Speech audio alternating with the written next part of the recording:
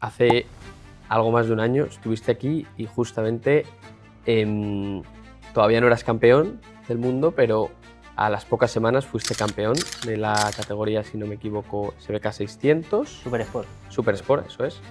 Y de repente que llegue alguien y te diga, ¿te vienes a Moto2? Como tú dices, el año pasado fui campeón del mundo, venía acostumbrado al éxito, quería éxito inmediato y las cosas no van así, van despacio, con buena letra y en ese momento quería escribir tan rápido que me quedé sin tinta en el boli, por así decirlo. ¿Cómo es este mundo del paddock de MotoGP, Moto2 y todo esto? Bueno, la verdad que ha sido una temporada de primeras complicada porque he tenido 2 lesiones. Una categoría muchos altibajos, muy difícil de gestionar, con 1000 incógnitas, 1000 factores que te pueden influir, y entonces es una categoría que entenderla creo que no la llega a entender nadie nunca. Mi principal motivación es demostrarme a mí mismo que el paso que he dado de venir a Moto2 no ha sido un error, por así decirlo, de que soy un piloto que corro en moto para ganar, lo he dicho siempre y lo seguiré diciendo, y entonces me quiero demostrar a mí mismo que sigo teniendo ese potencial y que lo puedo hacer.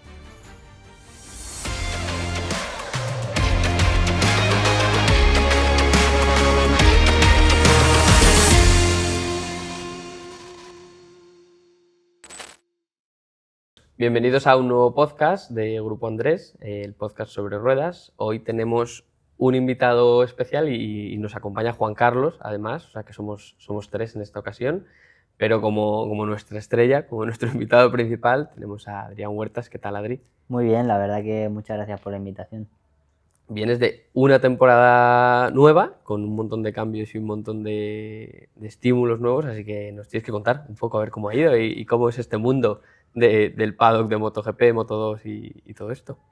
Bueno, la verdad que ha sido una temporada de primeras complicada porque he tenido 2 lesiones, en la última carrera como más reciente, pero también tuve una mitad de temporada que me lastró un poquito en lo que fue el aprendizaje porque justo fue empezando en Le Mans. Es un campeonato muy largo, muy exigente en cuanto a viajes, en cuanto a calendarios, entrenamientos, organización. Es un campeonato que, bueno, al final tiene 10 carreras más que en Superbikes, que es donde yo venía acostumbrado a correr. Se reparten de manera diferente. Entonces, bueno, sí que es verdad que la gente del paddock también es diferente porque tampoco conocía prácticamente a nadie, o a la gente que conocía llevaba mucho tiempo sin tener contacto con ellos. Entonces, bueno, ha sido un año que me ha venido bien en todos los aspectos para volver al paddock de MotoGP. Me ha enseñado mucho, ha sido un año con un aprendizaje brutal, aunque los resultados no hayan sido, no voy a decir los esperados, pero lo que podía llegar a parecer que cuando hice los primeros test que fueron demasiado positivos, podía parecer que íbamos a hacer. Entonces creo que ha sido algo que me ha servido mucho para saber cómo gestionar eso también, gestionar las expectativas también, porque es una categoría que, bueno, se ha visto no solo en mí, en un montón de pilotos, que puede ganar una carrera y al día siguiente no entrar ni en Q2. O sea, una categoría muchos altibajos, muy difícil de gestionar, con 1000 incógnitas, 1000 factores que te pueden influir, y entonces es una categoría que entenderla creo que no la llega a entender nadie nunca, porque ninguno gana todas las carreras sobrado. Entonces, bueno, simplemente una categoría en la que te tienes que adaptar a las circunstancias. Este año pues no me he adaptado todo lo rápido que necesitaba, y de cara al año que viene, pues gracias a Dios, algunos de los factores que me han costado esta temporada los hemos identificado, los estamos trabajando, y de cara al año que viene esperemos resolverlos y dar un pasito. Antes de entrar con esta temporada, hace algo más de un año, estuviste aquí y justamente todavía no eras campeón del mundo, pero a las pocas semanas fuiste campeón de la categoría, si no me equivoco, SBK 600. Super Sport. Super Sport, eso es. O sea, que vienes como, o sea, llegas a la categoría como campeón del mundo. ¿Cómo es esa llamada o cómo llega un piloto esa llamada de acabar la temporada, haber ganado el mundial, tener la expectativa de subir a Superbikes y poder ganar ese año Superbikes y ser el primer piloto que gana consecutivamente las 3 categorías y de repente que llegue alguien y te diga, ¿te vienes a Moto 2? Bueno, pues la verdad que se gestiona todo de manera un poco rápida. En el verano del año pasado, justo mi plaza en Superbikes no era la que yo quería en ese momento. La oportunidad de Moto 2 fue muy buena. La persona que me llamó fue una persona con mucho nombre en el paddock y con mucha experiencia. Y pues no dije que no. La verdad que lo cogí sin pensarlo. Creo que no me equivoco. Estoy contento donde estoy, la verdad. Taltrans es un equipo súper familiar y que arropan mucho al piloto. Entonces, nada, muy agradecido por la oportunidad. Se fraguó todo súper rápido y la verdad que es un equipo que este año me ha hecho aprender mucho. Como tú dices, el año pasado fui campeón del mundo y al final tampoco es fácil del todo gestionar cuando vienes del éxito, bueno, el mayor éxito que hay, porque no puedes pedirle más en ese momento, pues gestionar que cuando llegas a otro sitio que es diferente por muchos aspectos, no estás teniendo el mismo éxito del que vienes acostumbrado. Entonces, pues a todo el mundo en general, como si tú un día eres gerente y al día siguiente pues vas a trabajar y te han cambiado el puesto y ya no eres más gerente. Entonces dices, bueno, pues me tengo que adaptar, la vida cambia. Y bueno, pues fue algo que también a mitad de temporada me costó un poco entender, eh, por eso, porque venía acostumbrado al éxito, quería éxito inmediato y las cosas no van así, van despacio, con buena letra y en ese momento quería escribir tan rápido que me quedé sin tinta en el boli.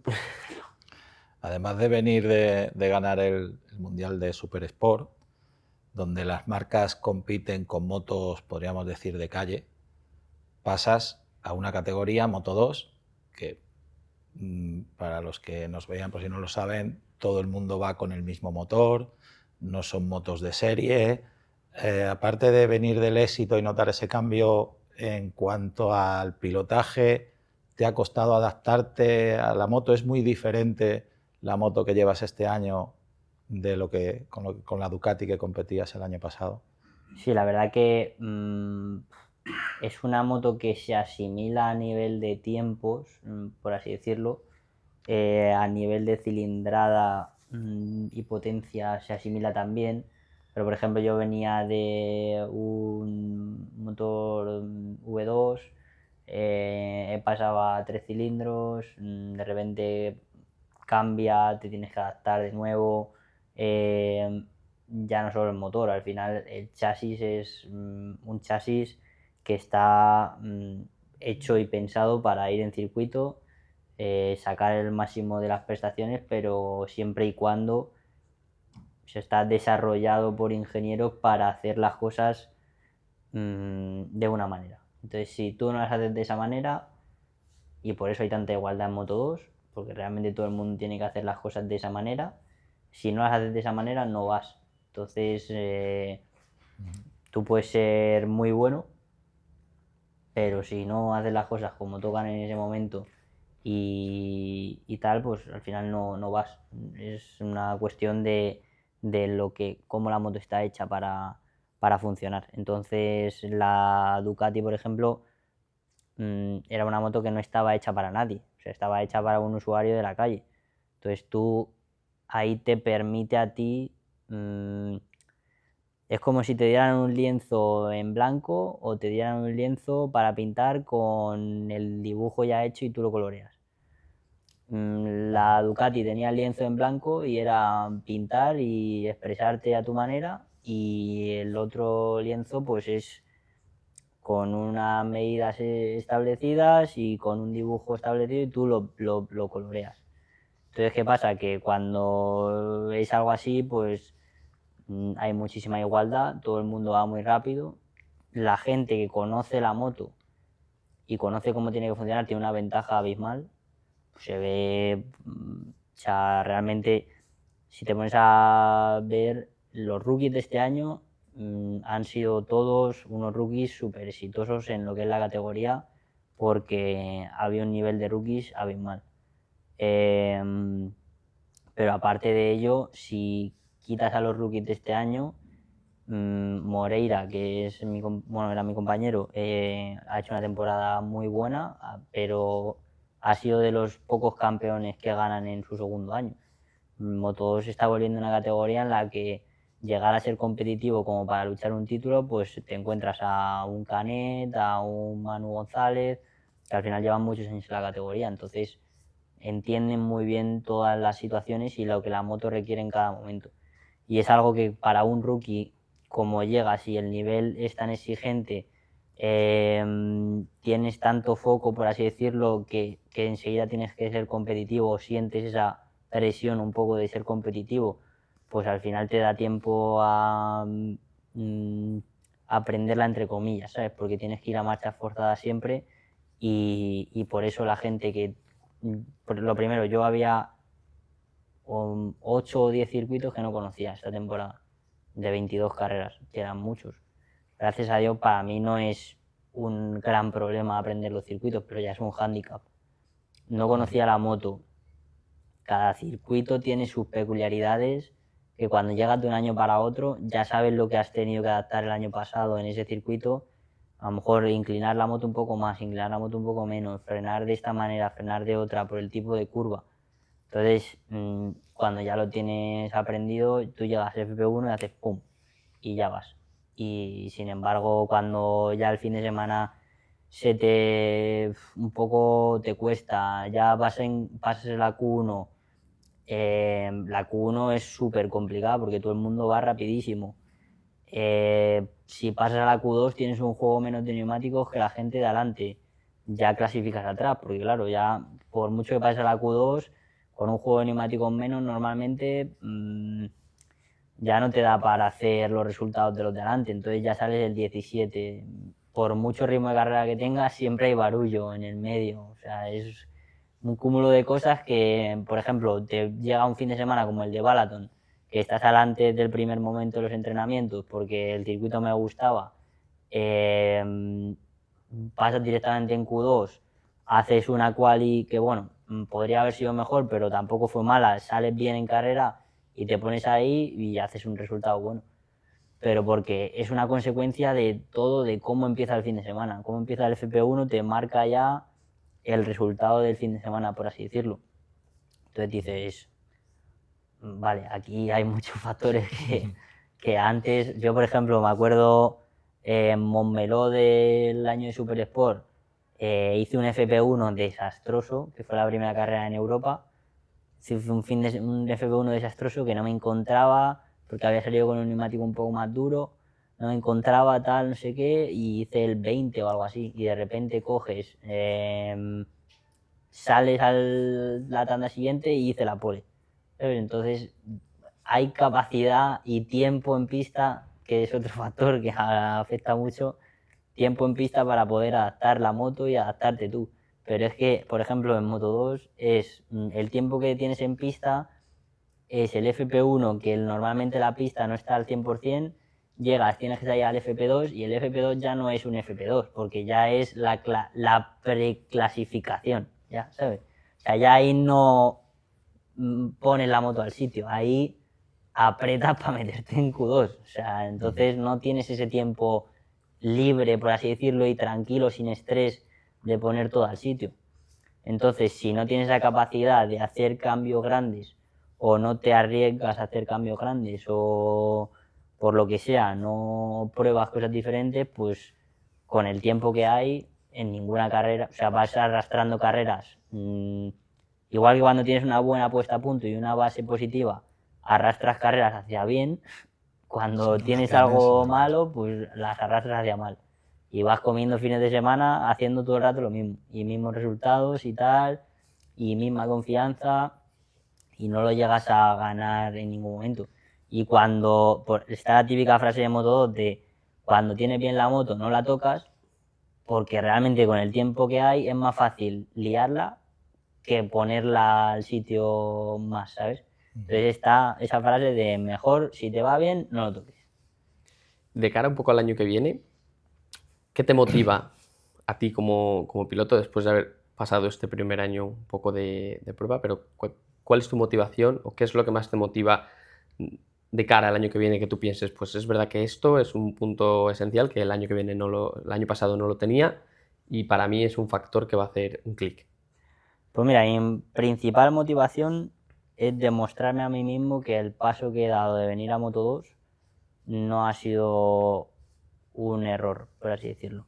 O sea, luego demostrar a toda la gente que me apoya, además, que sigo siendo el mismo piloto de antes, que me adapto y que mejoro cada día y que puedo demostrar a la gente que me apoya que realmente no se equivocan. Y luego hay pequeños factores que me motivan también de saber que el año pasado, por ejemplo, tuve errores de adaptación, o sea, haber identificado los errores psicológicos también, de cómo encarar los fines de semana,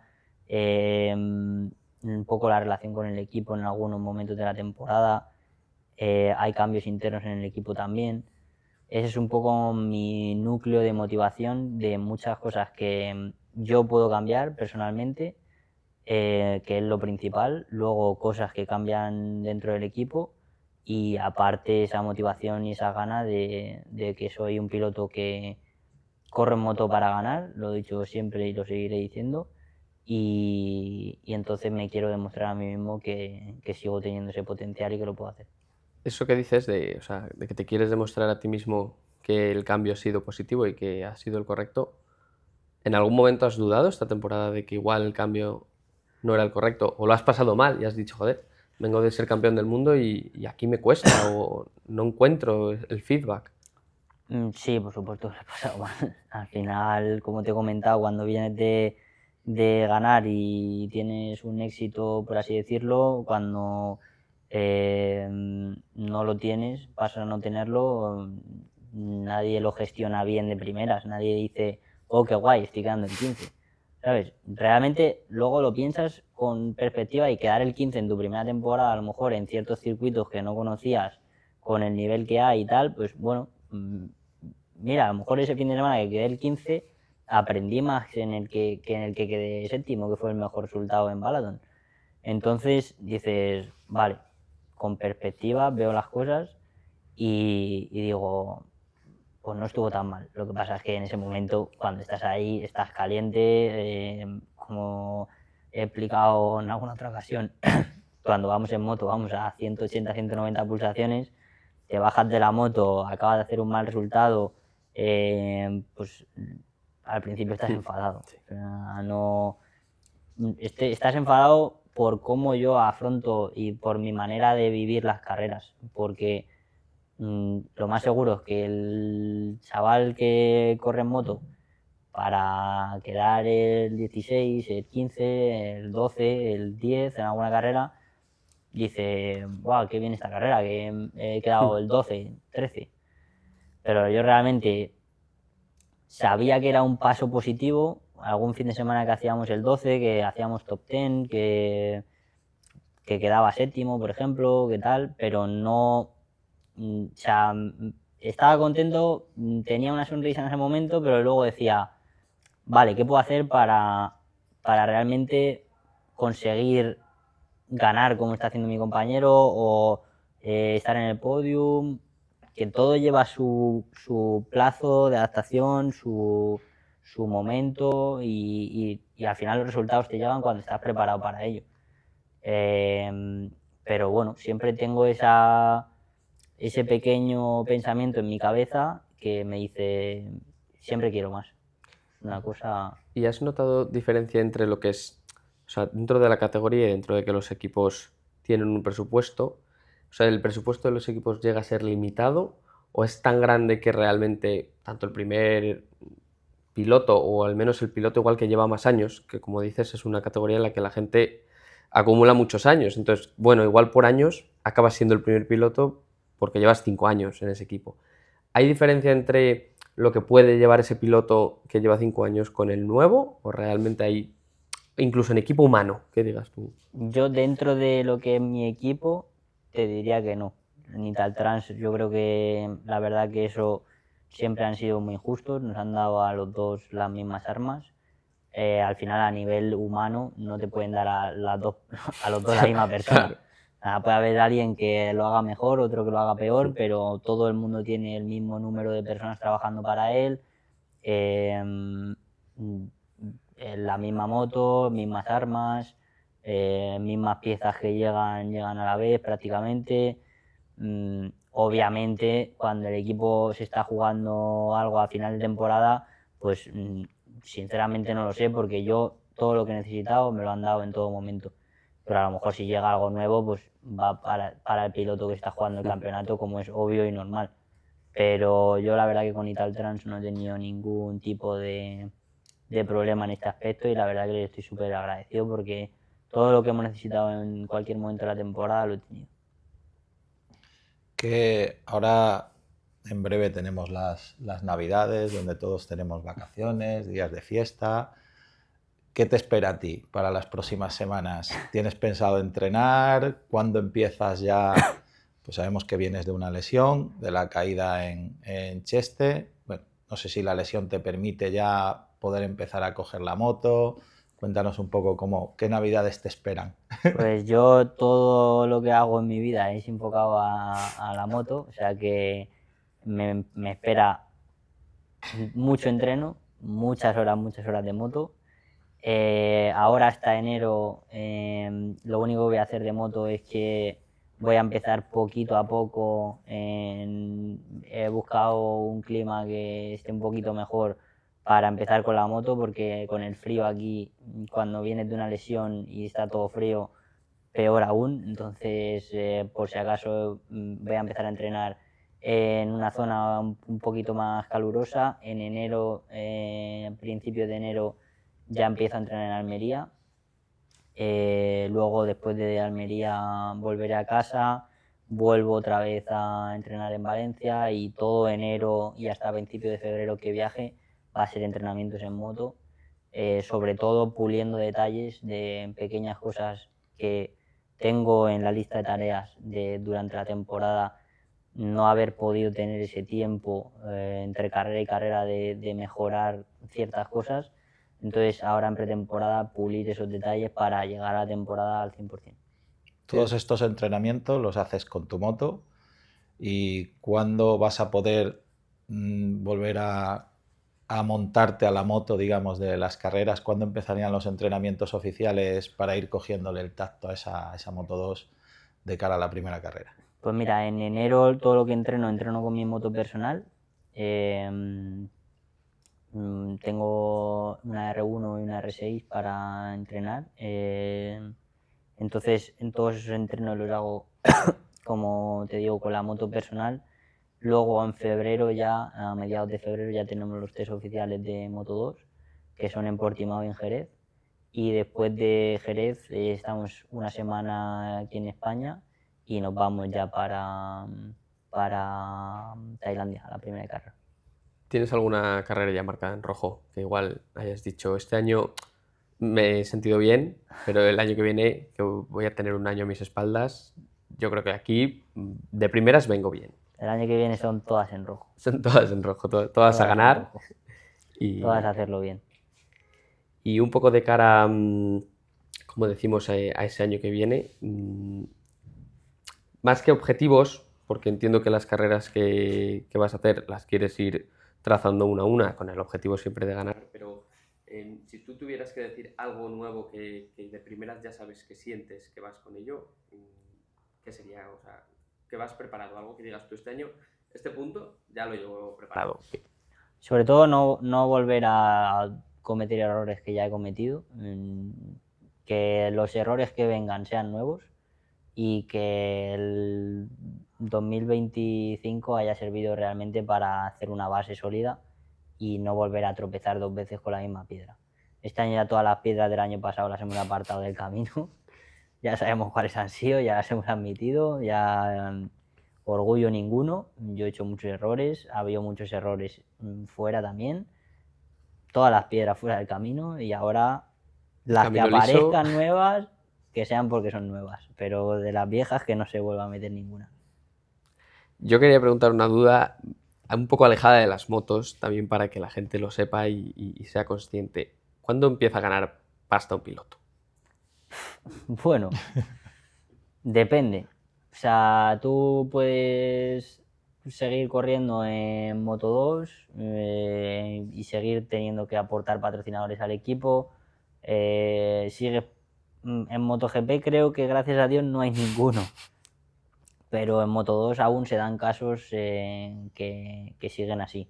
Yo, gracias a Dios, no tengo ese caso de tener que aportar patrocinadores al equipo, pero prácticamente todo lo que gano lo invierto otra vez en entrenar. Entonces, bueno, ¿cuándo ganas realmente pasta? Pues cuando estás en MotoGP. Y a nivel, has viajado y has visto al final también un poco cómo se mueve este mundo de MotoGP, dónde viven los pilotos, al final qué países pueden ser más beneficiosos. En ese sentido, ¿cómo lo enfocas tú o cómo te gustaría enfocarlo hacia un futuro? O sea, ¿lo ves como algo factible que tirarías por ahí o tienes igual alguna marquita de decir, oye, pues sí, está claro que aquí? Pero a nivel de residencia, ¿dices? Sí, a nivel de residencia. La verdad que he estado en Andorra bastante con amigos de allí y tal, y realmente, por ejemplo, Andorra tiene muchos beneficios a nivel fiscal, como todo el mundo sabe, pero realmente no es algo particular que sea a nivel fiscal. Por ejemplo, tú vas allí y allí todo el mundo o sea, tú sales en bici, coges tu bicicleta, todo el mundo que sales en bici es profesional. Vas al gimnasio, la mayoría de la gente que te encuentras es profesional. Vas allí y no tienes distracción ninguna. Entonces, pues la verdad que no sé exactamente qué haré a corto plazo, pero a largo plazo si se da bien, pues ¿por qué no plantearte al final que tu residencia sea lo mejor para tu deporte? O sea, si quieres vivir en España porque quieres un buen clima y quieres vivir en la playa, pues... Pero ¿cuánto tiempo pasas tú en tu casa realmente? Muy poco. Claro. O sea, eso es por lo que muchos deportistas van allí, porque al final el tiempo que estás muy poco en tu casa, buscas que estés lo más tranquilo posible y al final, si la mitad del año lo pasamos fuera del mundo. O sea, Total. estamos, me parece que son 120 y algo días viajando fuera. Algunas carreras en España creo que son 20 y algo días. O sea que realmente te queda del año, ponle que a eso le restes tus vacaciones, que te vayas o lo que sea una semana o lo que tal, los entrenamientos que te hagas hacer fuera, eventos que te ponga el equipo fuera, al final en casa, o sea, yo a mi madre a veces le digo, mira mamá, me dice, pero dime qué vas a hacer, y le digo, a ver, mamá, yo te digo que me voy, no sé a dónde, no sé cuándo voy a volver, yo te voy diciendo por WhatsApp, te voy informando, ¿sabes? Pero no te puedo dar el planning de, mira, mamá, este mes voy a hacer esto, porque te van surgiendo cosas y a lo mejor un día de repente te tienes que ir a Italia, otro día tienes que ir a Francia a un evento, otro día tienes eventos aquí en España, entonces realmente no sabes. Luego también algunas carreras te toca irte antes.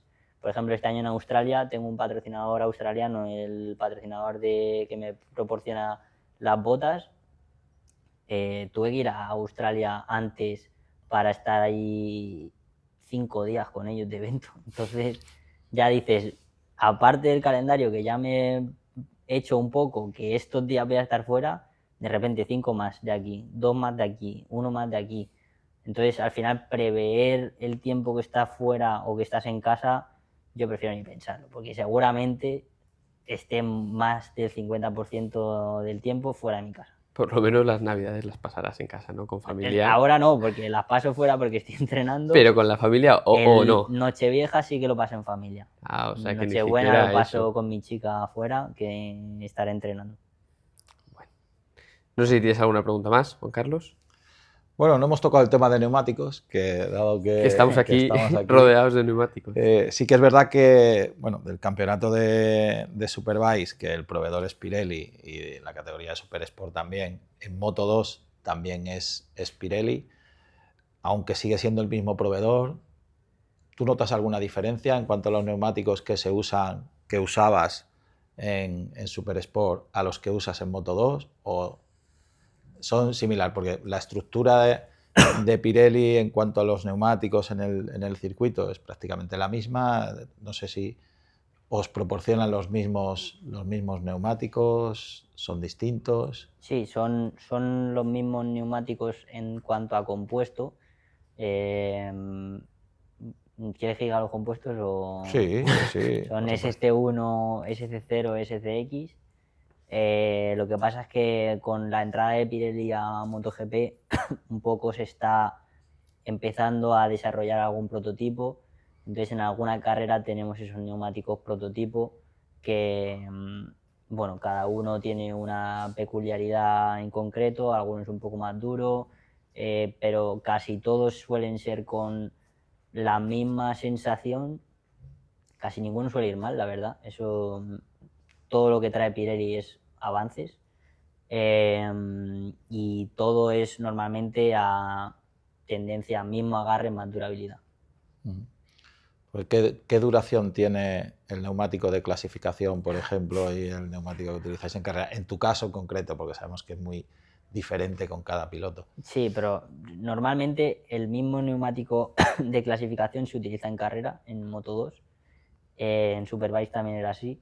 Lo que pasa es que al final cuando le vas apretando a tope en clasificación, ya la primera vuelta del neumático no es igual que la segunda. Y es, o sea, realmente dices, joder, es imposible que en 4 kilómetros de pista, ponle 8 con la salida del box, ya no tenga el mismo grip que con 12 kilómetros de neumático. O sea, es algo que dices, Dios, tan heavy es, pues realmente sí. O sea, es un cambio grande. Hay neumáticos que tienen más durabilidad, otros que un poquito menos, pero normalmente en clasificación, si analizas los tiempos, se suele rodar más rápido que en carrera.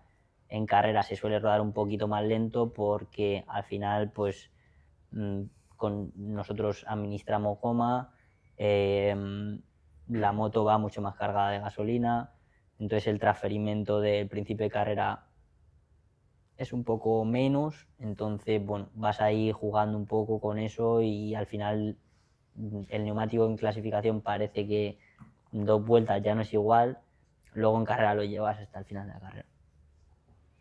Pues yo creo que desear lo mejor para esta temporada. Muchas gracias. Todas marcadas en rojo, o sea que camino liso y aprenderé a ganar. Venga. Estaremos aquí apoyando. Cuando nos veamos el año que viene, a ver si es con buenas noticias. Sí, eso está Estamos claro. deseando ver el logo de Grupo Andrés subiendo al podio, como acostumbras a hacer con el casco, que lo estamos echando de menos ya. Estábamos muy bien acostumbrados pero del campeonato de que... Super Sport a ver todos los fines de semana a Adrián Huerta subiendo al podio. Bueno, pues a ver si para este año lo recuperamos y seguramente tengan las sensaciones que te van a permitir subir ahí. Muchas gracias.